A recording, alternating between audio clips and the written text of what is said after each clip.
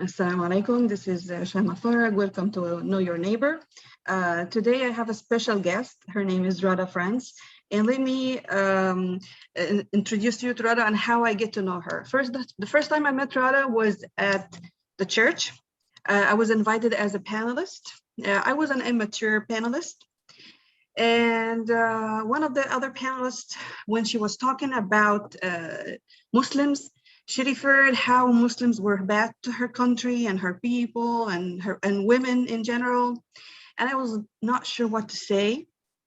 And my heart was beating and I was not sure should I comment on that? Should I respond? But I just stayed silent. And Radha was one of the audience and she stood up for me and she said, hey, you cannot talk about these stuff here in an interfaith event where we're talking about things that bring us together, and we're not here to stir the pots and speak about things that divided us already. And she stood up for me. But the panelist was still reluctant and she went on and she said, hey, I'm talking facts. And I was like, I should be staying silent because it's getting so tense. And then they asked the panelists if they have questions for other panelists. Then the panelist directed her questions to me again and asked me, well, how would you talk to your boys about gun violence and terrorism and stuff like that? And I was like, well, and I'm thankful that I'm grateful that I didn't take it that way. She's after me. I took it that she is really concerned and she has questions, and people who have questions and have the enough bravery to ask questions, we reach out and respond to them with explanations and supplemental readings. We don't kill our messengers. So I told her, well, first of all, I'm sorry for what my ancestor Muslims did to your country or your people. I hope you're not blaming me for something I didn't do to you. I hope you're not blaming me the same way I don't blame my Christian brothers and sisters for what Crusaders done to Muslims and my Spanish brothers and sisters for what they did to Muslims in Spanish Inquisitions and stuff like that. And along the history, you will find always leaders who would use whatever tools they have in media, whether it's media or religion, to justify their bloody agenda and their criminal acts in the name of God and in the name of the religion. Then Radha stood up again. She came to me, hugged me, and applauded me so loud. And she hugged me, and she said, I loved your answer. This is how I know Radha. She's always compassionate. She is always speak truth to power. She is kind, loving heart. Welcome, Radha. I'm sorry for the long introduction, but I'm so excited to meet you here, and I'm honored to have you on my platform. Welcome to Know Your Neighbor, and feel free to let us know more about yourself. Well, talking about that particular day, I was part of the steering committee for the interfaith dinners, and I felt so deeply unhappy that that woman had spoiled the entire reason for us to gather together and the way that we should treat each other. And I guess the most important thing for me was for you to not feel personally attacked and not feel that this was the way that the interfaith dinners were supposed to go. There has never been before or since that I know of as unsuccessful an interfaith dinner as that. So she had questions. No blame at all. And I'm glad she asked, but let us know more about yourself. Okay. So that was not at the church that I go to, that particular event. But my religious history is rather complicated. I was born in Edmonton, Alberta. My dad's mom was Scottish Canadian, and most of my childhood, I didn't go to any kind of organized religious building or experience at all. I had a number of friends that tried to take me to their church, and I would go and I would say, and then we would walk away. and when I was 12 or 13, that Nana took me to Hudson Bay to get me a Scottish kilt that was the plaid of her clan in Scotland. And that, it felt later that that was a sort of a coming of age ceremony for her. And the more that I learned about the background of Scotland, the more I began to realize that my tradition was probably Druid. And my Nana was incredibly strong and very solid in the way that she approached situations, and also incredibly loving and caring for me. So, I mean, so much that I thought that being a grandmother was probably the best period of one's life. You know? Yeah. Yeah. So when I was in third grade, we had moved down to the States at that point. And my dad was an architect. So every Sunday we would look at the Sunday, well, I think it was in the parade, but I'm not sure. But there was always the building of the week. So after breakfast, we would get in the car and we would go see this building that my dad was curious about. And one time it happened to be East Shore Unitarian Church. So we were so unused to that, to that routine with churches, that it didn't even occur to my dad that there could be a service going on. So we got out of the car and we're walking around, and I don't know if you've been to the East Shore Unitarian Church, but the back wall is all glass. So we were walking around the building, and one of my little sisters peeked through the glass and she said, "Oh, Daddy, there's a whole room full of people staring at us." Which is the first we realized that there was a service going on.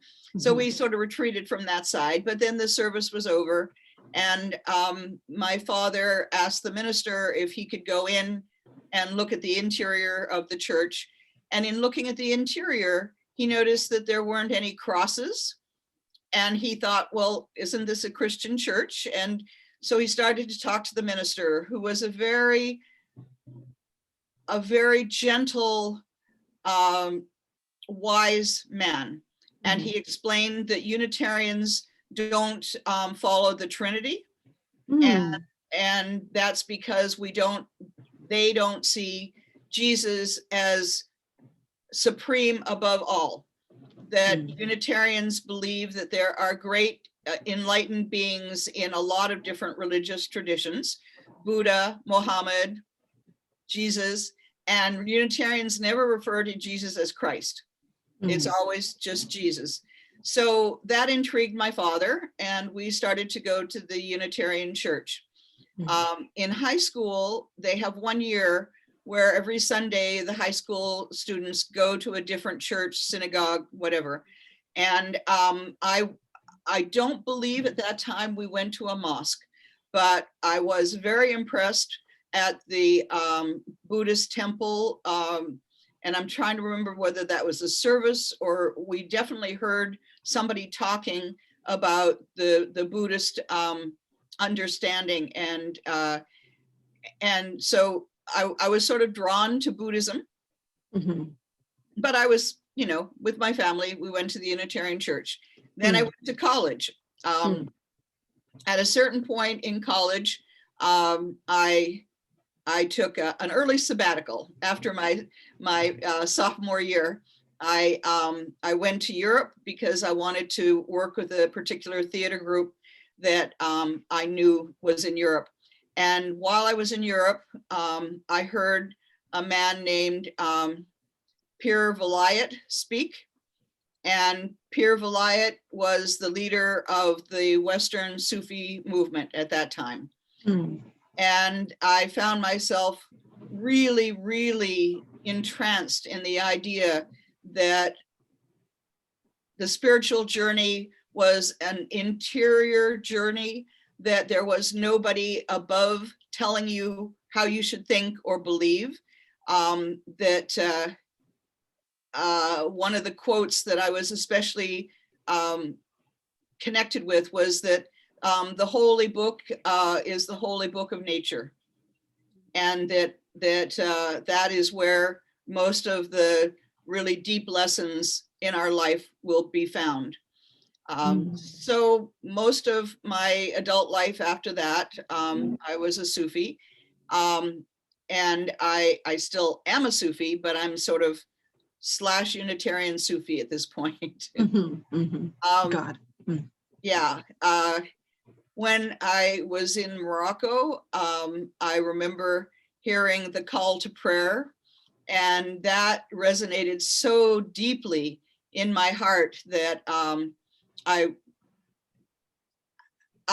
know that wherever I am and I hear that call to prayer, that I will, my heart will immediately quicken, and I will be just so happy. And This is so deep. and So deep, yeah. and also I guess I should say that I adopted a daughter from China when I was 47.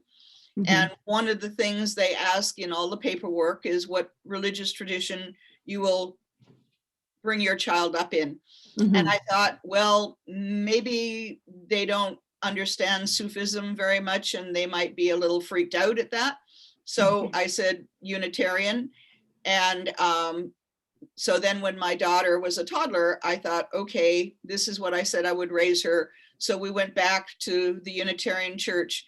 And this time, the thing that really, really resonated for me was the fact that as a Unitarian, you find the truth in all sorts of different voices. Again, whether it's an enlightened being in Muhammad, whether it's the enlightened being of Buddha, there are truths in it that really resonate for you personally, and that whole Christian idea of working towards paradise. Unitarians think that's a waste of what we got here. That what we should be doing is working on paradise here. And that is very, very tied to social action. That is very much part of, I will work so that there are not poor, so that there are not people who are marginalized, that there are not people who feel that they are not as good as other people. And that has been the thing that has kept me back in the Unitarian Church again. But I still am very, very tied to my Sufi community, because the love that I feel from my Sufi fellows is just so wonderful. And whenever I start to feel a little bit too critical or negatively unbalanced, just one evening with my Sufi community, and I remember that, yes, take a big breath, remember who, and Allah. Oh, this is so amazing. I need to hang up with those people. When I try to explain to people what Sufis are, sometimes I say that like Zen Buddhists are to Buddhism, that Sufis are to Islam. We don't necessarily pray 5 times a day, but that the bulk of we do wazifas, we do sacred phrases. A lot of the words that I know, like Alhamdulillah and things like that, I learned through Sufism. So, and what is wazifa? Wazifa is a sacred phrase. So one of the ones that, again, I was very defensive, like I was with you, when people started saying, oh, it's the terrorists who say, Alhamdulillah, Yeah. Alhamdulillah means praise to God, but in Arabic. It's right. And for people to think that that was a key to meaning that somebody was violent was just so crazy for me, because of my understanding that as a wazifa in Islam and Sufism. Oh, so wazifa is like the words of remembrance of God. Yeah. Yeah, because we use Alhamdulillah, Subhanallah, Subhanallah. Alhamdulillah means thanks to God. Right. And Subhanallah means and Allahu Akbar means God is the greatest, or God is great. That's Allahu Akbar. Yeah. Mistreat. That's yeah. Yeah. And we usually say it with happiness, or when you say it always like like, oh my goodness, here. It's something like that. It's not like something scary or right. Yeah, it's an affirmation of the wonder of the world. And it's also the reminder of the internal work, and that the struggle is internal, not against others. Yes, absolutely. And would you share with me something? So do you think this is enough to speak about your religious journey, or you want to reflect more on your religious journey? Well, you had asked if there was something inspirational. Yes. Okay. Inspirational journey. Yeah. So in the American Sufi movement, there are several focuses. And one of them is through the lineage of Rumi, and it is the dervish way. And right before I went to China to bring my daughter home, I was asked if I was interested in joining the first dervish turning class. Mm-hmm. So I spent a year or more learning the dervish turn. Mm. And the first 4 or 5 months, I got dizzy a lot. But at a certain point, the dizziness stopped, and I felt so centered, with one hand up to sky and one hand down to the earth, with this being the sort of center pole. And once you start to feel what it's like to turn, then sometimes it feels like you will get dizzy if you stop, that you need to be turning forever. And when you're turning in a group with other dervishes, you feel their presence. You can feel like the formal skirts that we wear that have a sort of a little lead weight around the hem, so that it helps keep it up. That if you come close to another turner, you can feel that presence, but it's on a cellular level.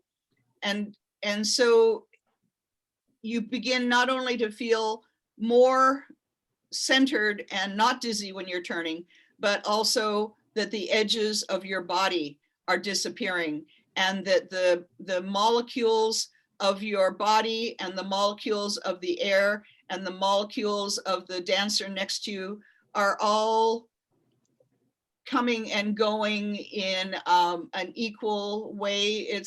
It's a harmony and homogeny. Yeah, it's a most amazing thing to not feel difference, to not feel edges.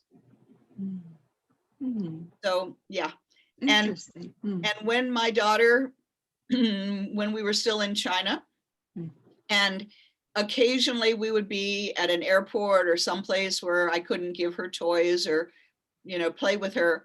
I had her on my chest in a snuggly. And if she started to get fussy or not, be real happy, just standing around, I would do 2 dervish turns, and she would immediately go, oh. New situation. Oh, this is so cute. And my daughter's first lullaby was Ishkala Mabudlila. This is a song that you sing with It is, I guess, an extended wazifa. It's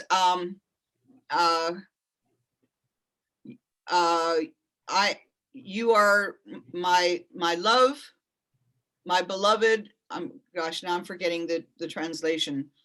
No problem. But anyway, it was an Arabic phrase, was her first lullaby. Oh, this is so deep. I love how we have in common. We have a lot of in common.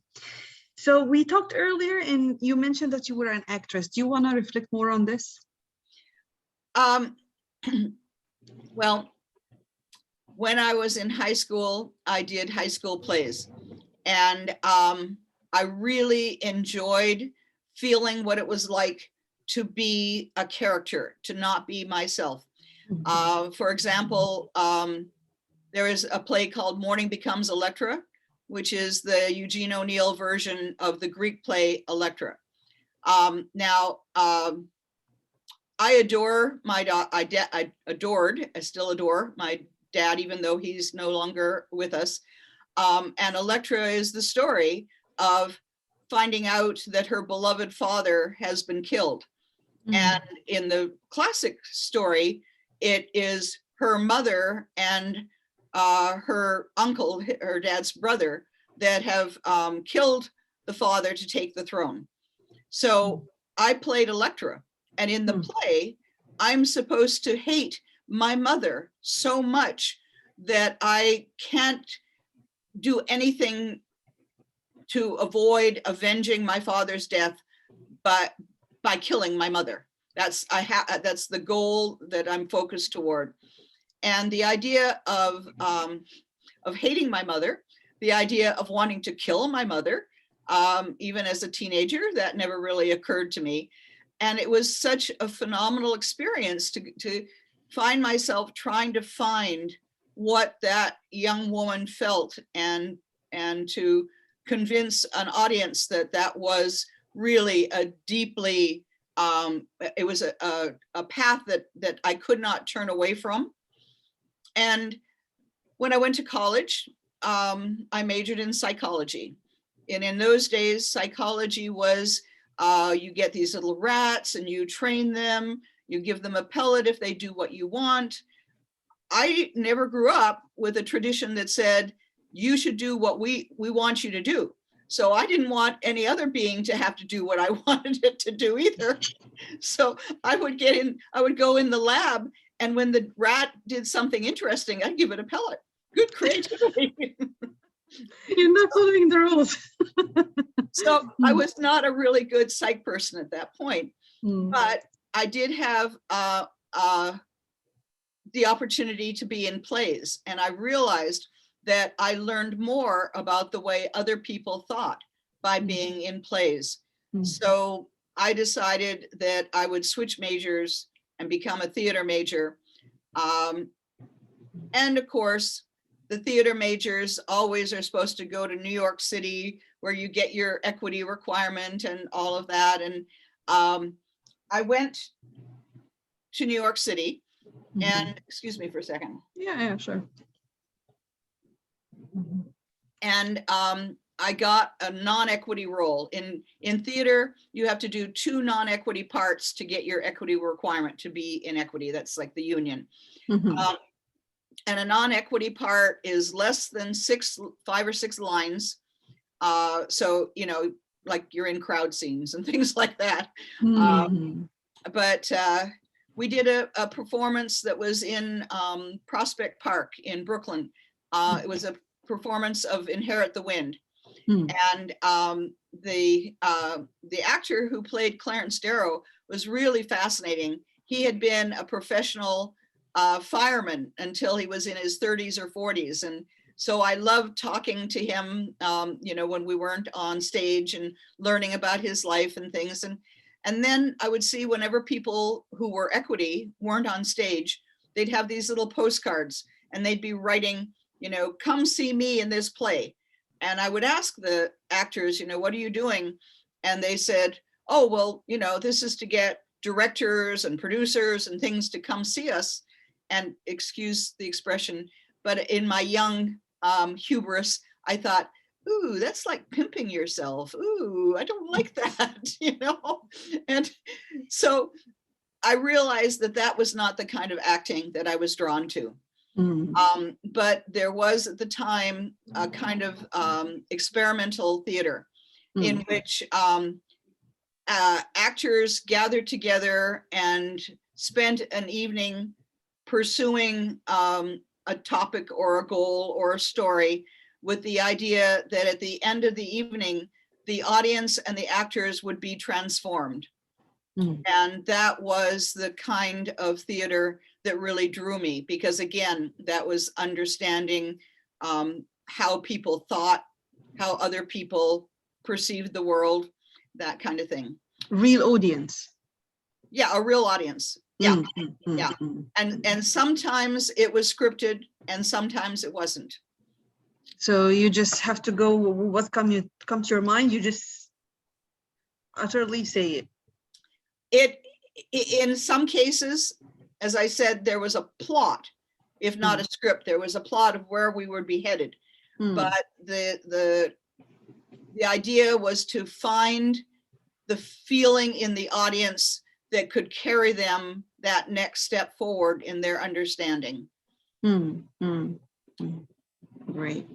And we talked earlier about you being a vegetarian, pescatarian. Would you just explain to me what this means, the pescatarian part, and like more on that? Okay, well, the pescatarian is you can eat seafood, but not red-blooded creatures. And the pescatarian was kind of a compromise, because I have to say that if I had to live my entire life without having an oyster again, I would never make it. So, but what I was going to tell you was that I went to Morocco to work with this theater group that had then, I was told, had gone to Morocco. So another woman, an actress from Germany, and I traveled from England, where I was working in an experimental theater in London, and that's where the two of us met. And we traveled down to Morocco to be in, to do the work that this theater group was doing. And we ended up staying in an orange plantation outside Agadir.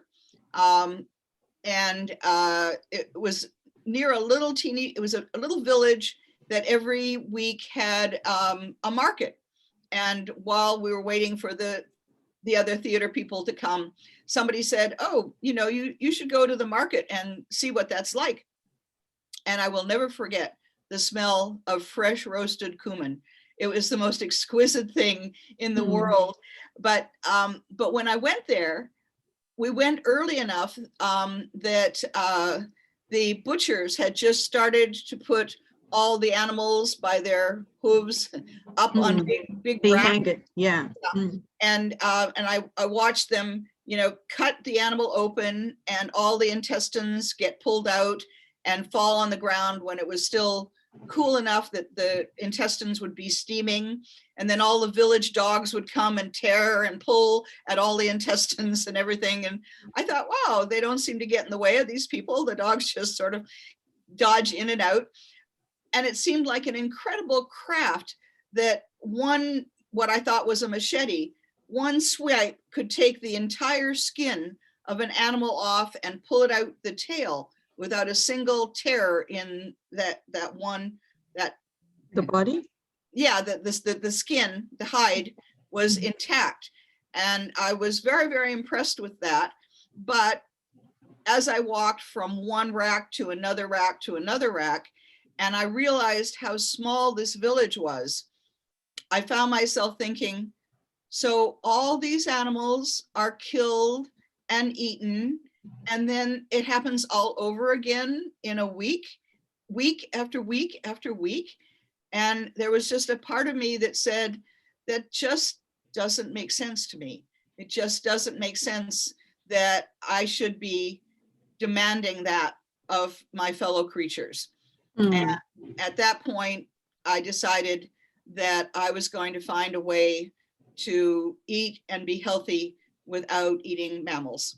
Mm. And for a number of years, I was a pure vegetarian. The pescatarian part kind of snuck in there. So for the oyster, the thick of the oyster. Yeah. Okay.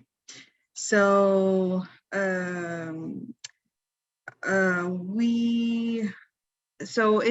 the last few minutes, do you have something to ask for me? I just want to reflect about something what you said about the animals getting slaughtered in a Middle Eastern country. Do you know that there's supposed to be like rituals we do before cutting the animal?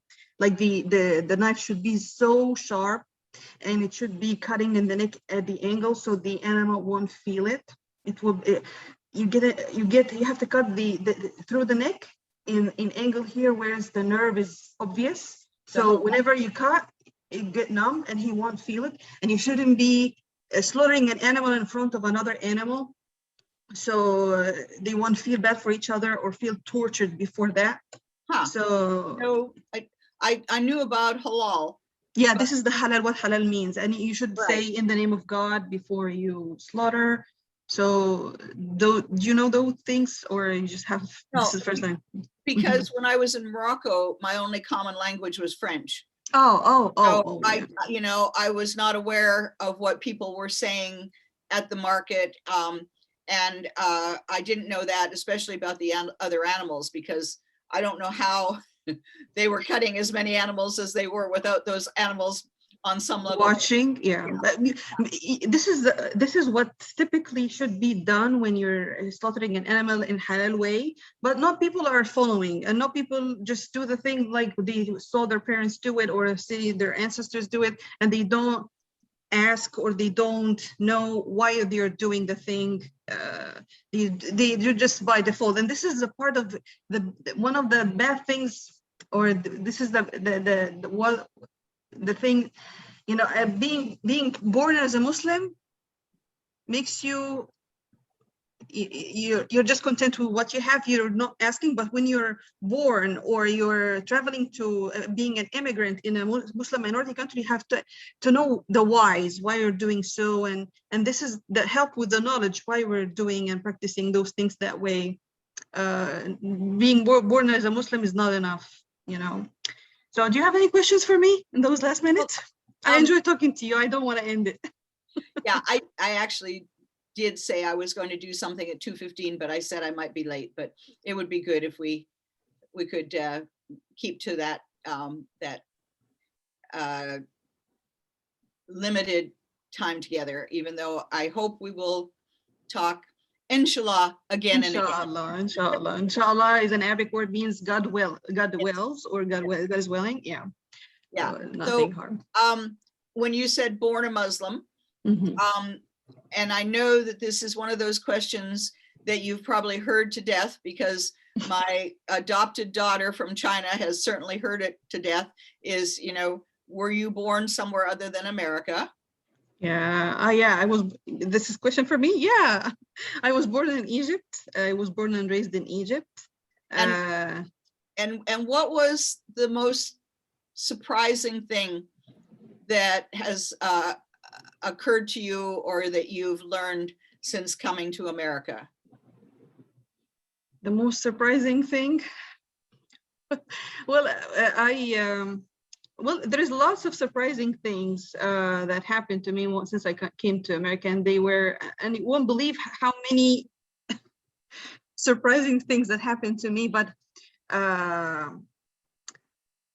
I'm not prepared for this question, but if you want. That's like when you were asking me what's my favorite food, it's like, what? So I guess whenever I see someone, when I just walk in the store and someone says to me like Ramadan Kareem, it's surprising to me, because I expect people don't know about me. And when I found someone who's sophisticated and talks about Islamic laws and Islamic traditions, I also get surprised. And when I talk to people and find things in common, I get surprised. I never know that Christian Unitarians, they don't, they just believe that just Jesus is not the Son of God. They are just, Jesus Right. is Jesus and he's not the Son of God. I was surprised to know that. Actually, you don't call them Unitarian Christians. Unitarians. Oh. Yeah, in fact, the larger Christian organization in the Puget Sound, they have big arguments whether they will let Unitarians be part of them or not. And you know, sometimes we are, sometimes we aren't, and it's all about that Christ part. So this is, for me, this is surprising. So whenever, and I'm curious to know more about people who are different and what we have in common and what we have differently than each other. So I'm really, this is, I studied comparative religion. I have a diploma in Islamic theology, and I'm really interested in this, know more about other cultures. And I'm glad to have you here, Radha, and we hope we can keep talking and keep talking to each other again and again and again. Yes, yes, I hope so too. And my career, I was a teacher for a few years, basically to pay off my school loans, and I was a drama teacher at that point. And actually, I discovered that directing is really my bigger love when it comes to theater, because when I taught high school, I directed high school plays, and then you get to feel what every character is thinking and feeling inside. Interesting. Yeah, but anyway, so after I paid off my school loans, I did a couple of other teaching things like working with the adult handicapped and things like that. And then I got retrained to be an investigator. So I spent almost 28 years of my life being an investigator for public defense. And through that work, I learned about a lot of people that I would not have learned about before. And I have a lot of tenderness in my heart for people that other middle-class people may push aside. And I got to a point, granted, once I was old enough that there couldn't be any kind of mixed message, that as I was walking along the street, if I saw a young Black man especially, I would make eye contact and just do a little nod and smile as we went by, because it felt like just that moment of acknowledgement could make things better for him, and connected me too in a positive way. And it's the same thing when I go by a woman who is covered. I can't resist saying assalamu alaikum, and sometimes they get real surprised. and other times people say, well, alaikum assalam back to me. And there are other people who get kind of pulled back and worried and uptight, like, what is she doing? You know? Yeah, because they are, you know, they are more, yeah, I see it a lot, like they are in their own bubble. They are not like familiar with people grading them. It's not the common. But I'm glad with all of the interfaith work you're doing, and people who are trying initiatives like love your neighbor, know your neighbor, in churches and in even mosques, help people understand and learn about each other. But we need to take it broader. We need to take it outer of this church, because we need to make it public.